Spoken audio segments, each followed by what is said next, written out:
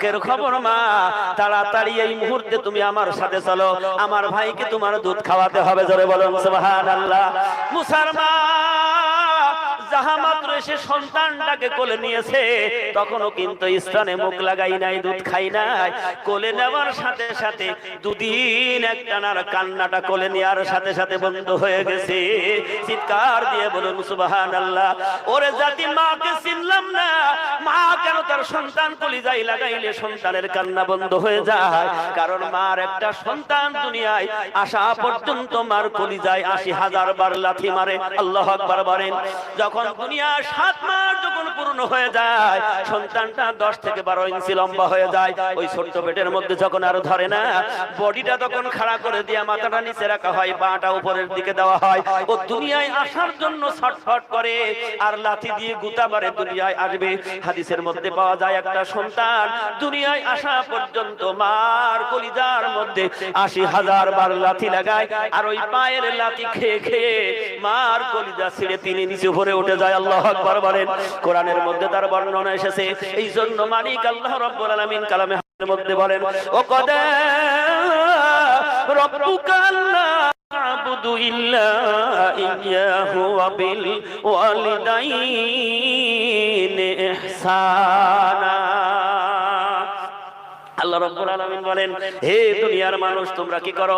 আমি আল্লাহর গোলামি করো, এক আল্লাহর আরাধনা করো, তার প্রশংসা করো, এবং তোমার পিতামাতার গোলামি করো, তার হুকুম মানো, তার ফরমানি করো, তার কথা মতো তোমরা জীবন যাপন করো। আমার গোলামি করা যেমন ফরজ, তোমার পিতামাতার অনুগত্য করা, তার গোলামি করা আমি আল্লাহ তাআলা সন্তানের ফরজ করে দিলাম। যাহা মাত্র মুসার কোলে নিলেন, কান্না বন্ধ হয়ে গেছে। সবাই আশ্চর্য মনে করলো, কি রে, তাহলে এই মহিলাটা খুব দামি মহিলা। আসলেও তো দামি হবে, কারণ তিনি হলেন আল্লাহর পয়গম্বরের মা। সুবহানাল্লাহ বলেন। তার কলিজার মধ্যে আগুন লেগে গেছে। দুদিন সন্তান হারামা, খাইতে পারে না, ঘুমাইতে পারে না, শুধু ডাকে, আল্লাহ তুমি কি আমার সন্তানটাকে আমার বুক থেকে কেড়ে নিলে? না, আমার সন্তান আবার ফিরিয়ে পাবো। আল্লাহ ডাকতে বলে, ও মুসার মা, চিন্তা করিস না রে, আমি মুসা তোর কোলেই মানুষ করব। সুবহানাল্লাহ বলেন। এবার ফিরাউন বড় খুশি হয়ে গেল। একটা ঘর বাজপ্ত করে দিল, বললে এই ঘরে থাকবে, সন্তানটাকে দুধ খাওয়াবে, সমস্ত ভরণ পোষণ খাওয়া দাওয়া সরকারি ভাবে সব ফ্রি। জোরে জোরে বলুন সুবহানাল্লাহ। আসিয়া মাঝে মধ্যে কোলে নেয়, আদর করে, মাঝে মধ্যে ফিরাউনের কাছে নিয়ে যায়, বলে তুমি আজ পর্যন্ত এখনো সন্তানটা একটু কোলেও নিলে না। কারণ ওর মনের মধ্যে তো চিন্তায় কাজ করছে, না জানি আমার ঘরে যে আছে এই নাকি মুসা হয়। এই চিন্তাই তোর কাজ করে না, কোলেও নাই না। দেখো, একদিন বলছে তুমি সন্তানটা একটু কোলে নাও, রাজ দরবারে যাবে, মানুষ দেখবে যে ফিরাউনের সন্তান সে নিয়ে বেড়াচ্ছে। বলছে আমার তো মনে বড় ভয় হয়, এ জানি কি সেই মুসা হয়। বলে তোমার কি এটা মাথা খারাপ? বললো মাথা খারাপ নাইতে আমার মনে হচ্ছে যেন এ আমার সেই দুশমন হতে পারে। আল্লাহর পয়গম্বররা কখনো মানুষের দুশমন নয়, মানুষের বন্ধু। সুবহানাল্লাহ বলেন। কখনো দুশমন হতে পারে না, কারণ অবশ্যই ধ্যান ধারণা তো ওই রকমই হবে। আল্লাহ রাসূল একটা হাদিস বলেছেন, আল মারু ইয়াখিসু আলা নাফসিহি, যে যেমন তার আন্দাজটা। চোর মনে করে সব দুনিয়ার মানুষ চোর, আর ইমানদারেরা মনে করে সব ঈমানওয়ালা। সুবহানাল্লাহ বলুন। পেছনে ঠান্ডায় বসেছেন, মাথার উপর কিছু নেই। আল্লাহু আকবার। আল্লাহ আপনাদেরকে জান্নাত দান করবে। সুবহানাল্লাহ জোরে বলুন। মুসা আলাইহিস সালাতু ওয়াস সালামের কোলে নিয়েছেন ফিরাউন। আসিয়ার অনেক অনুমতিতে একটু কোলে নিলেন, বলল তুমি একটু আদর করো না, কোলেও নাও না। দেখলো বিবিরে খুশি করতে হলে কোলেও নিতে হবে, ঠিক না ঠিক? ফিরাউন মুসাকে যাহা মাত্র কোলে নিয়েছেন, দেখবেন বাচ্চারা যদি খুব সুন্দর হয়, খুব আদর করে, বাচ্চারা নিলেই মুখের মধ্যে চুমা খায়। সে যেই হোক, যার বাচ্চা হোক, কোলে নিলেই মুখে চুমা খাওয়ার জন্য মুখ আগায়। যাহা মাত্র ফিরাউন মুসার দিকে মুখটা লাগাইছে, শুধু মুখ আগিয়েছে, বাম হাত দিয়ে এমন জোরে থাপ্পড় মেরেছে, ফিরাউনের 3 ঘন্টা কোনো হুঁশ ছিল না। আল্লাহু আকবার বলে। শিশু মুসার থাপ্পড় খেয়ে ফিরাউন শীত হয়ে বেহুশ হয়ে পড়ে গেছে, কোনো আর হুঁশ নেই, কোন রকম হুঁশ ফিরে গেছে। এবার ডাক দেয়া বলছে, আসিয়া আমি না বলেছি এই হবে আমার দুশমন? বলে তোমার মাথা খারাপ? বলে তোমার মাথা খারাপ, এ কখনো তোমার দুশমন হইতে পারে না। নাবালক শিশু তেরাম করতেই পারে, এর কি বুদ্ধি আছে, কি জ্ঞান আছে? ফেরাউন বললাম পরীক্ষা নেব। আল্লাহু আকবার জোরে বলেন। আমি পরীক্ষা নেব, পরীক্ষায় যদি সে ফেল করে তবে বুঝবো তার বুদ্ধি নেই, আর পরীক্ষায় যদি সে পাস করে তাহলে আমি বুঝবো অবশ্যই আমার ক্ষতি করবে, এই হবে সেই মুসা। এবার বলল ঠিক আছে, কি পরীক্ষা তুমি নেবে? তোমার মাথা খারাপ? বলে না, তোমার কথা আমি শুনবো না, পরীক্ষা নেবই, পরীক্ষা নেবই। বলল ঠিক আছে, কি পরীক্ষা?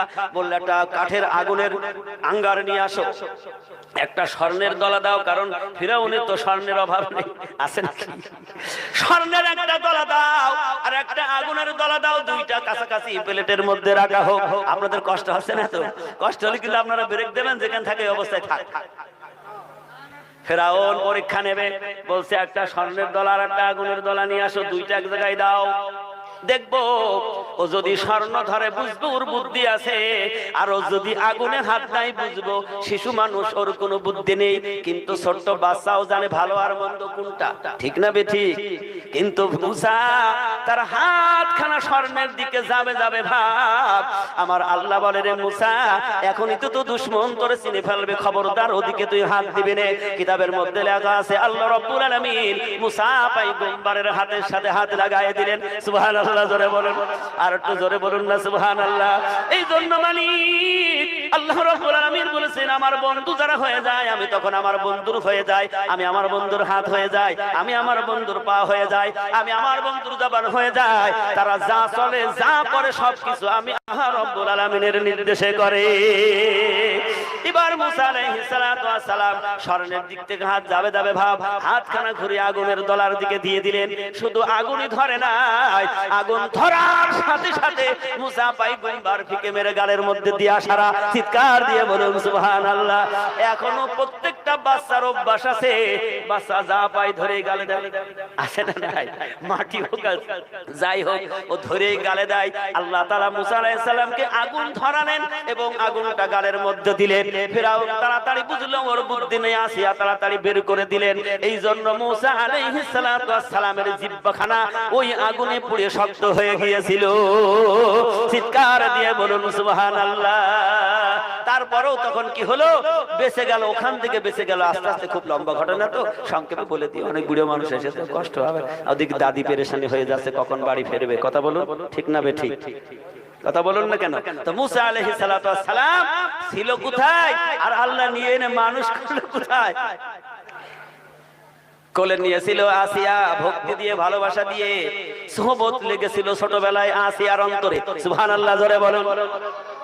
মুসা আস্তে আস্তে বড় হয়ে গেল, যখন যুবক হয়ে গেছে মুসা, এই যুবক হয়ে যাওয়ার পরে মুসার কোনো কিছু ভালো লাগে না, মুসার মনের মধ্যে যেন কি ছটফট করে। কিন্তু মুসা আলাইহিস সালাতু ওয়াস সালামের ভালো মন্দ বিচার করে চলতো। হঠাৎ একদিন মুসা আলাইহিস সালাতু ওয়াস সালাম ফিরাউনের রাজদরবারে একজন একটু দুশমনি করতেছিল, ওর সাথে বিগণ্ড হয়েছিল। এক থাপ্পড় মুসা আলাইহিস সালাতু ওয়াস সালাম দিয়েছিল, ফিরাউনের একটা সেনাবাহিনী শেষ। এবার চিন্তা করলে এখন আমি মেরে ফেলেছি, আমার তো এখন ফিরাউন আমারে ধরবে, আমারে ছাড়বে না, তাহলে এখন কি করি? ভয়তে মুসা আলাইহিস সালাতু ওয়াস সালাম ওখান থেকে সরে মাদায়েন শহরে চলে গিয়েছিলেন। অনেক লম্বা ঘটনা, এখান থেকে বাংলাদেশ পার হয়ে মদিনায় গেলে পড়াবে না। মুসা আলাইহিস সালাতু ওয়াস সালাম আমি কেটে দিলাম। মাদায়েন শহরে সেখানে দীর্ঘদিন থাকলেন। থাকার পরে পয়গম্বরের মেয়ের সাথে বিবাহ হলো। শ্বশুর একটা শখ করে লাঠি উপহার দিলেন। সুবহানাল্লাহ জোরে বলেন। এই লাঠি মুসা আলাইহিস সালাতু ওয়াস সালাম, শ্বশুরও ছিলেন আল্লাহর পয়গম্বর, পয়গম্বরের কাছ থেকে লাঠি উপহার পেলেন। আর আল্লাহ তাআলা মুসাকে ডাক দিয়ে বলেন, মুসা তোমার হাতে যে লাঠি, তুমি লাঠি মনে করো না, তোমার হাতে যাওয়ার পর আমি ওই লাঠির মধ্যে মুজিজা দিয়ে দিলাম। সুবহানাল্লাহ জোরে বলেন। ও মুসা তোমার হাতে যে লাঠি, লাঠির মধ্যে মুজিজা দিলাম। মুসা আলাইহিস সালাতু ওয়াস সালামের উপরে এবারে ওহী এসে গেল। আর বসে থাকলে চলবে না, যাও ফিরাউনের দাওয়াত দাও। তবে ফিরাউনের দাওয়াত দাও, তবে দাওয়াত দেওয়ার সময় তুমি ভদ্র চিত্তে নরম সুরে দাওয়াত দিবা। সুবহানাল্লাহ জোরে বলেন। খুব নরম সুরে দাওয়াত দেবা। এবার মুসা আলাইহিস সালাতু ওয়াস সালাম ওহী নিয়ে আবার ফিরলেন ফিরাউনের রাজ দরবারে। এবার ফিরে এসে মুসা কার দাওয়াত আগে দেবে? জোরে বলুন না কার?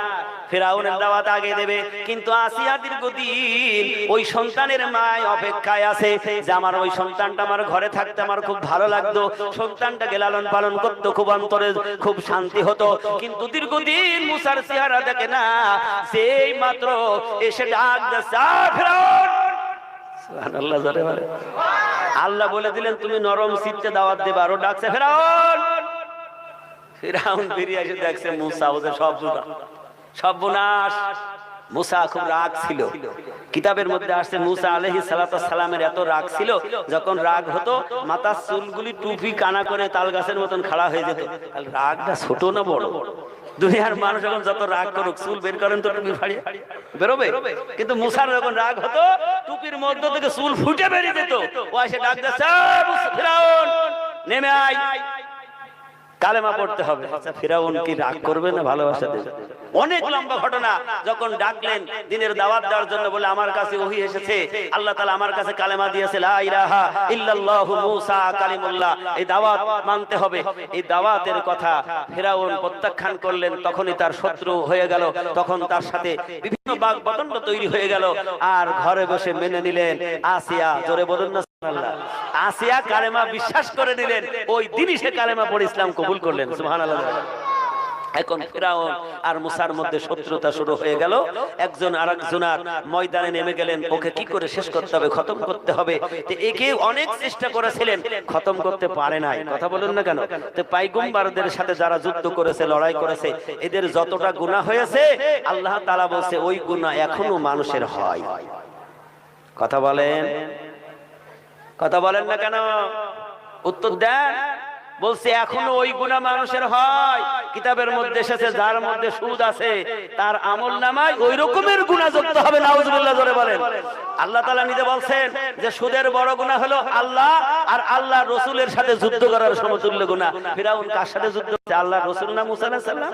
বলছে ওই গুনাহ এখনো বান্দা তোর আমলনামায় হবে যদি তুই সুদ না ছেড়ে দিস।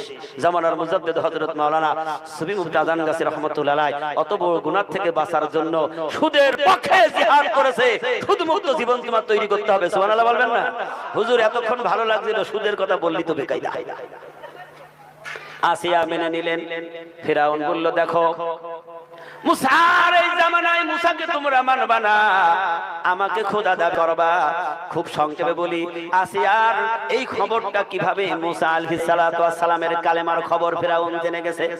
এবার এসে বলছে আসিয়া তুমি কার মানো কি করো কোনো কথা হবে না, তুমি যদি আমাকে খোদা না মানো আমার রাজ্যের মানুষ আমাকে মানবে না। আসিয়া ডাক দিয়ে বলে তুমি আমার স্বামী, আমার বিশ্বাস আছে, আমি জানি একটা স্বামী কখনোই স্ত্রীর খোদা হইতে পারে না।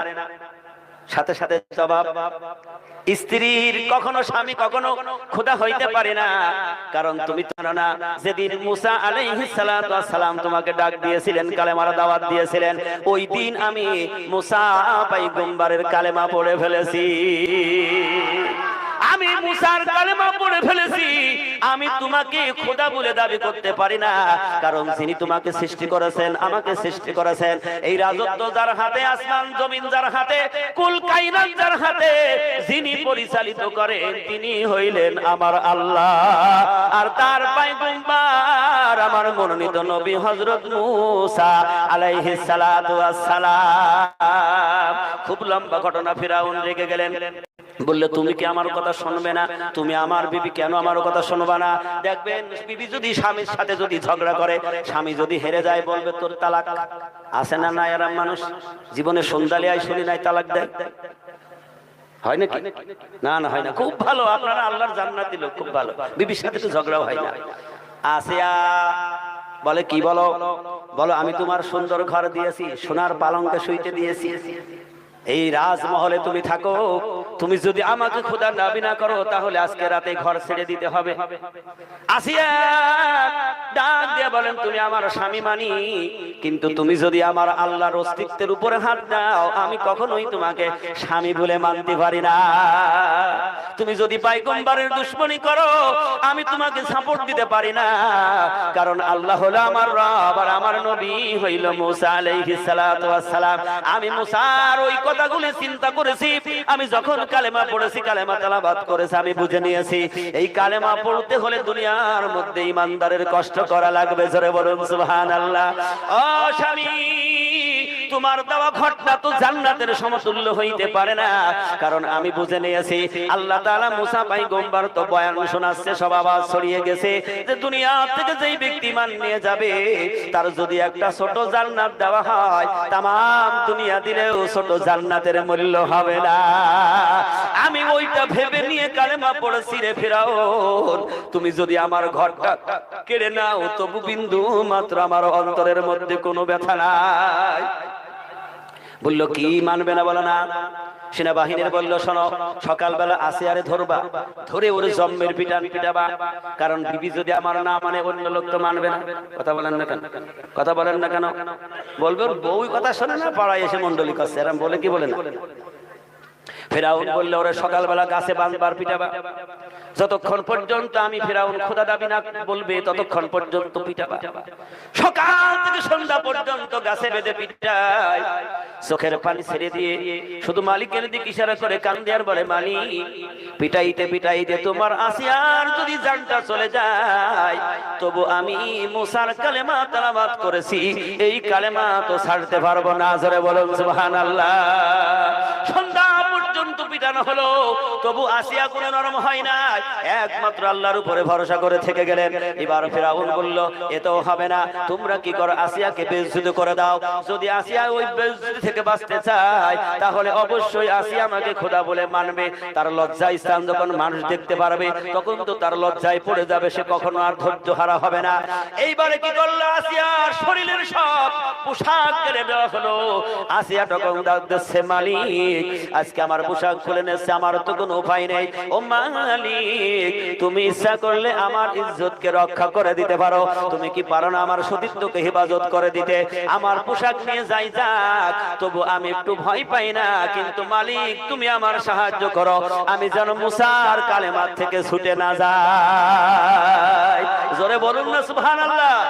আল্লাহ রাব্বুল আলামিনের এত বড় একটা বান্দি ফিরাউনের ঘরে থেকে আজকে হিদায়াত তো সবার কপালে নাই। কথা বলুন। কত মুজিজা দেখেছিলেন মুসা আলাইহিস সালাতু ওয়াস সালামের হাতের মুজিজা। ফিরাউন একদিন ডেকে নিয়ে যখন তার সাথে বাকবিতণ্ড হলো যে এখানে অনেক কিছু করতে হবে, সেই ময়দানে তারা অনেক বড় বড় সাপুড়ে নিয়ে এনে সাপ ছেড়ে দিয়েছিল যে মুসা তো জাদুকর, মুসার জাদুর সাথে লড়াই করতে হবে। বড় বড় অজগর সাপ এনে দিয়েছে, মুসা তো ভয় পাচ্ছে। আল্লাহ বলেন, ও মুসা তুমি ভয় পেও না, আল্লাহ আমি তোমার সাথে আছি। যত বড় সাপ ছেড়ে দিক না কেন, তোমার হাতের মধ্যে যে লাঠি আছে ওই লাঠিটা জমিনের মধ্যে ফেলে দাও। সেদিন মুসা লাঠি জমিনের মধ্যে ফেলে দিয়েছিল। যত বড় বড় অজগর ছিল, লাঠি মার্কা সাপ সব খেয়ে হজম করেছিল। জোরে বলুন সুবহানাল্লাহ। এত মুজিজা দেখেও কিন্তু ফিরাউন হিদায়াতওয়ালা হইতে পারে নাই। হিদায়াত কার হাতে? জোরে বলুন কার হাতে? সকালবেলা কাপড় খুলে নিয়েছে, তারপরও আসিয়া নরম হয় না। ফিরাউন বলে তো হবে না, যাও যাও, ছাগল গরু যেমন জবাই করে চামড়াগুলি চলে, আসিয়ার মাথার থেকে তার চামড়াগুলি তোমরা চাকু দিয়ে ছোড়া শুরু করো। তখন কষ্ট হবে নিশ্চয়। আসিয়া বলবে, ফিরাউন খোদা এই কথা যতক্ষণ স্বীকার না করবে তার শরীরটা তোমরা চামড়াগুলি ছেড়ে দাও। ও ইমানদার মুত্তাকি ভাই বুঝে আমার পরদানের মারা, একটু খেয়াল করে শোনো, ঈমান এনেছে, কত কষ্ট করেছে, জীবন চলে গেছে, তবু তারা ঈমানের কালেমা ত্যাগ করে নাই। একটাই আশায় দুনিয়ায় সারা জীবন জিন্দেগি কেউ থাকবে না। এই যে মালিকের উদ্দেশ্যে আজকে বর্ষিকুল হাসে, তিনি এই দুনিয়ায় একদিন এই সমাজে ছিল, দুনিয়ার সব বাহাদুরি তার মধ্যে ছিল, আজকে দুনিয়া থেকে চলে গেছে। শত মানুষ চেষ্টা করেও কিন্তু তার কবর থেকে ফেরানো আর যাবে না। ঠিক না বেঠিক? ও তুই এই দুনিয়ার মায়া পড়ে করছো কত বাহানা, এসে নয় তোরা আসল বাড়ি, কবর যে তোর আসল ঠিকানা। ও তো এই দুনিয়ার মায়ায় পড়ে করছো কত বাহানা, যে নয় তোর আসল বাড়ি, কবর যে তোর আসল ঠিকানা।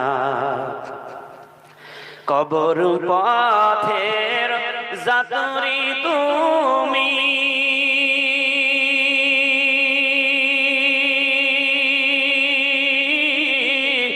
একই পথের প্রতিকামী। কবর পথের যাত্রী তুমি,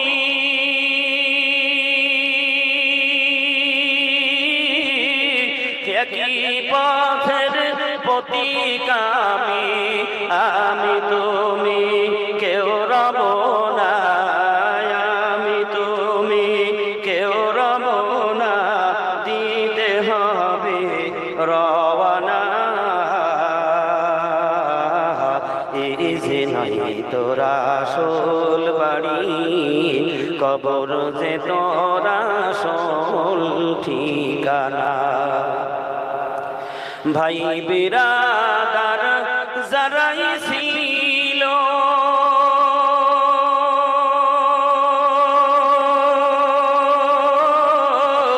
একে একে সব হারালো। ভাই বিরাদার যারাই ছিল,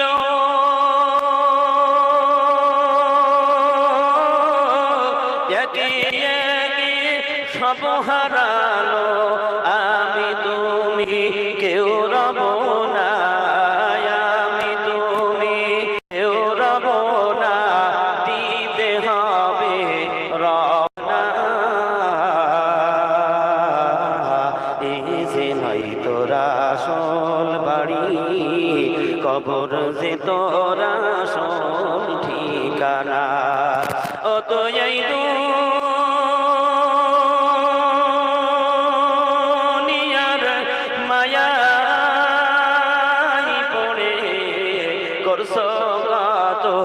বাহানা। এই যে নয় তোর আসল বাড়ি, কবর যে তোর আসল ঠিকানা। কথা ঠিক না বেঠিক? ফিরআউন চিন্তা করলো, যা আসিয়ার শরীরের সকল চামড়াগুলি ছুঁড়ে দে, সকল হয়ে গেছে। তখন বলছে, আসিয়া এখনো সময় আছে, বাঁচতে পারবে, তুমি এখনো ফিরআউনকে খোদা বলে মেনে নাও। এই কঠিন মুহূর্তে আসিয়া তার জবান দিয়ে বলে, আমার শরীরের শুধু চামড়া নয়, হাড় থেকে যদি কেটে কেটে গোশতগুলি যদি আলাদা করে দাও। ও সোনরে মানুষ, আমি যে মুসার কালেমা পড়েছি, ঈমান এনেছি, আমার শরীর চলে যাবে, কেটে কেটে টুকরো করতে পারো, কিন্তু আমার কলিজার মধ্যে মুসার কালেমা ছাড়তে পারো না। জোরে বলুন না সুবহানাল্লাহ। ঈমানদার কারে বলে, মুত্তাকি কারে বলে? আল্লাহ রাব্বুল আলামিন বলেন, যারা ঈমানদার হবে, আমার প্রতি ঈমান আনবে, তাদের ধৈর্যটা কত বড়। মালিক আল্লাহ তাআলার সাথে যে প্রেম সাগরে লিপ্ত হয়ে গেছে, তার ধৈর্য কত বড়, তার আশা কত বড়, যে আমি যাইতে পারলেই আল্লাহ রাব্বুল আলামিন আমার মর্যাদা বাড়িয়ে দেবে। মাঝখানে একটা কথা শুনে রাখেন, খাদিজার যখন মৃত্যু সজ্জায় এসে গেছে, আল্লাহর হাবিব বললেন, খাদিজা তুমি তো জান্নাতি হবা, তবে আল্লাহ তোমার জান্নাত দেবে। তুমি জান্নাতে গিয়ে রে খাদিজা, আমার আরো দুইজন স্ত্রীর আমার সালাম খানা তাদের কাছে পৌঁছাইয়া দেওয়া। সুবহানাল্লাহ বলবেন না? খাদিজার আগে তো রাসূলের বিয়ে হয় নাই, তারপর রাসূল কেন বললেন আমার দুইজন স্ত্রী জান্নাতে, তাদের কাছে আমার সালাম দিয়ে দিবা? আল্লাহ রাসূলের কাছে খাদিজা যখন জিজ্ঞাসা করলেন, ইয়া রাসূলুল্লাহ, আমি তো আপনার সর্বপ্রথম স্ত্রী, দুজন স্ত্রী কেমনে জান্নাতে আছে? আল্লাহ রাসূল দিলেন, খাদিজা তুমি জানো না, দুনিয়ার মধ্যে সবচাইতে বেশি কষ্ট অপমানিত হয়েছে দুনিয়ার মধ্যে দুইজন নারী, একজন হইলেন মরিয়াম। সুবহানাল্লাহ, জোরে বলবেন না? ঈসা আলাইহিস সালাতু ওয়াস সালামের মা মরিয়াম, তার তো কোনো স্বামী ছিল না, দুনিয়ার মধ্যে অপমানিত লাঞ্ছিত হয়েছে। আল্লাহ রাব্বুল আলামিন জান্নাতের মধ্যে মরিয়ামের সাথে আমার বিয়ে দেবে। সুবহানাল্লাহ, জোরে বলেন। আল্লাহর হাবিব বলেন, দ্বিতীয় যিনি বেশি কষ্ট করেছেন তিনি হইলেন আসিয়া। আমার আল্লাহ তাআলা আসিয়ার সঙ্গে আমার জান্নাতে বিয়ে হবে, আসিয়া আর মরিয়াম দুইজন আমার স্ত্রী হবে।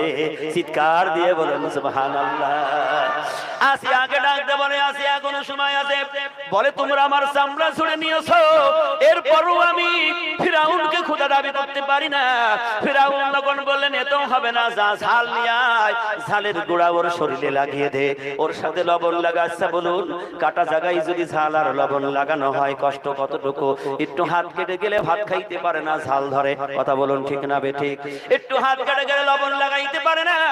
আসিয়ার গোটা শরীরের চামড়া গুলি কেটে ঝুড়া, ওই অবস্থায় যখন ঝাল আর লবণ সারা শরীরের মধ্যে লাগানো, তখন আসিয়া পড়ছে লা ইলাহা ইল্লাল্লাহু মুসা কালিমুল্লাহ, লা ইলাহা ইল্লাল্লাহু মুসা কালিমুল্লাহ।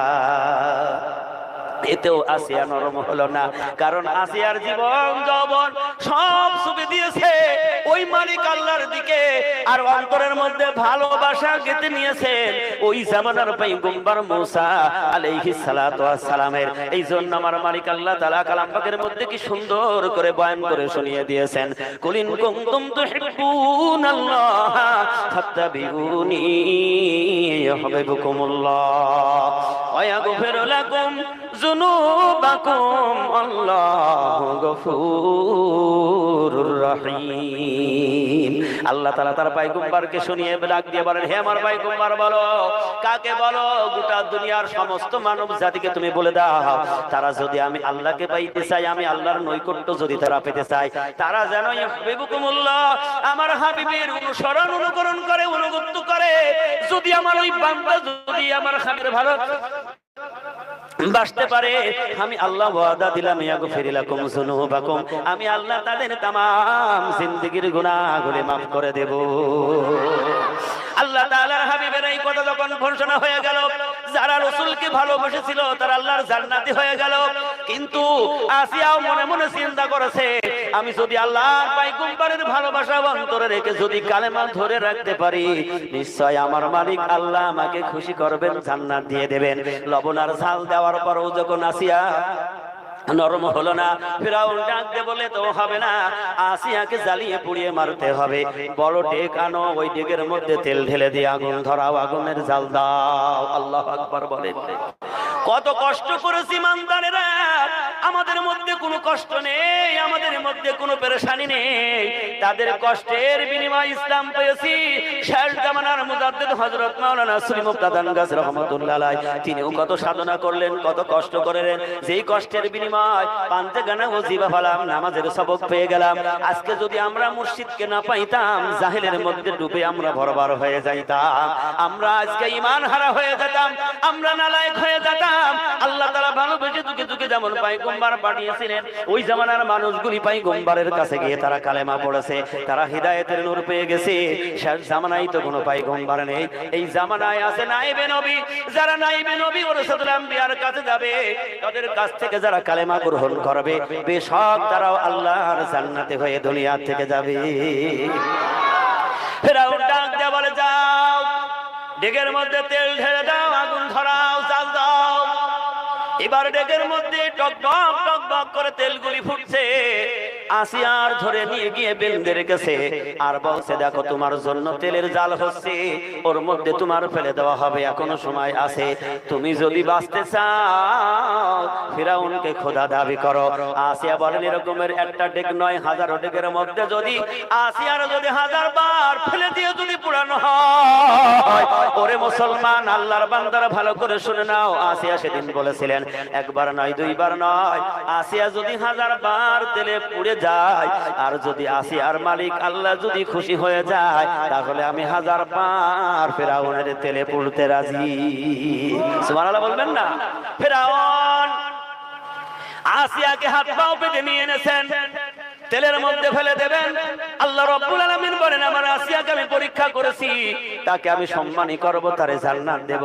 কত পরীক্ষা আসিয়া পাশ করলো, এবার তেলের মধ্যে আসিয়া পড়ে যাবে, সে মৃত্যুবরণ করবে, কষ্ট পাবে।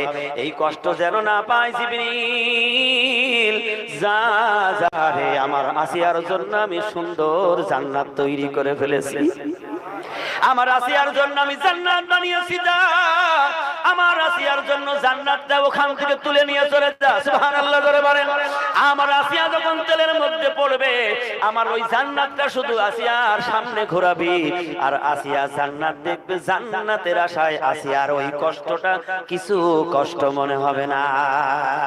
ওর রূহটা কখন চলে যাবে ও নিজে টের পাবে না। দেখবেন একটা এক্সাম্পল দেখেন, ছেলেদের যখন মুসলমানি দেওয়া হয়, হয় কি হয় না, প্রতিবেশী সবাই আসে, ও কিন্তু কাঁদতেই থাকে, ও মনে করে ভয়তে কান্নাকাটি করে।